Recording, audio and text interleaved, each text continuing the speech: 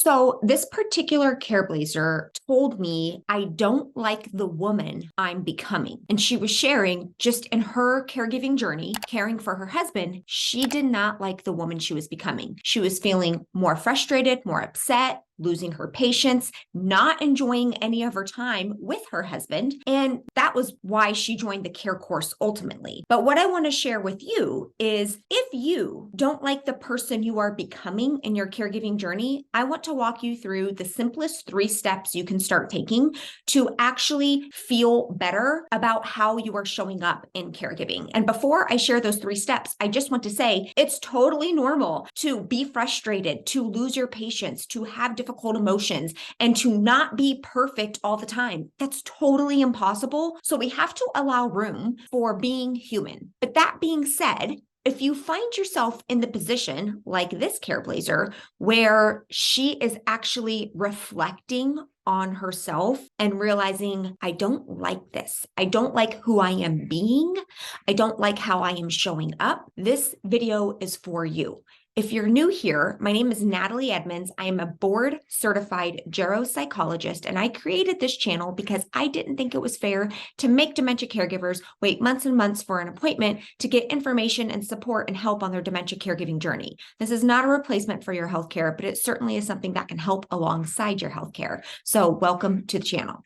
Now, the 3 steps to go through, I want you to think about it in this way. Imagine you had a video crew following you around. I did this exercise in the Choose Again program for my care course members. If there was a video camera following you around and then they put what they recorded on a movie screen for you to watch, would you like what you saw? Focusing only on you, not the person with dementia.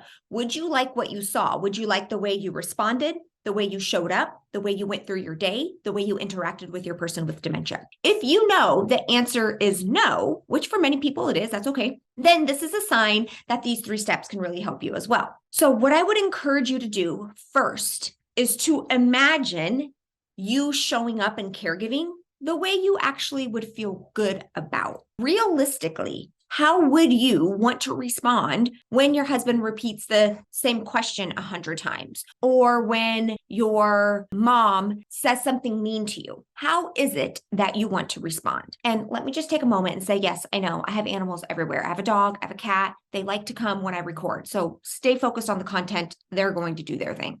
Taking some time up front, a few minutes, to just ask yourself, okay, how do I really want to respond in real life? Number 1, that gives you an idea of what you would be doing, what you would be saying, what you would be thinking, which is actually the most important thing. But also it allows you to think about this realistically, knowing there are going to be tough moments. We're not changing the situation. We're not changing the fact your loved one has dementia and they're going to do things that you find frustrating. What we are thinking about and what we are imagining is, how do you want to respond when they happen? How do you want to respond when the frustrating thing happens? How do you want to respond after you get frustrated? All of this is something worth thinking of ahead of time. Once you know that, the 3 steps are pretty simple. Number 1, you want to acknowledge and become aware of when how you are showing up is different than how you want to show up. That's why we did the exercise in the beginning. If you watched your caregiving journey on a movie screen, you have the image of what it is now, and then you get to imagine a new movie of how you want it to be. So the first step is what you're doing right now, the way you are responding right now, is that in line with this new way you want to show up? And if the answer is no, step 2 is you just forgive yourself. Just say, it's human, it's okay. You just become aware of it and forgive yourself. It is okay. Nobody is perfect. That's step 2. Super simple. Step 3 is you choose again. You literally choose again which movie you're living into. You literally choose again how you are going to show up in this situation.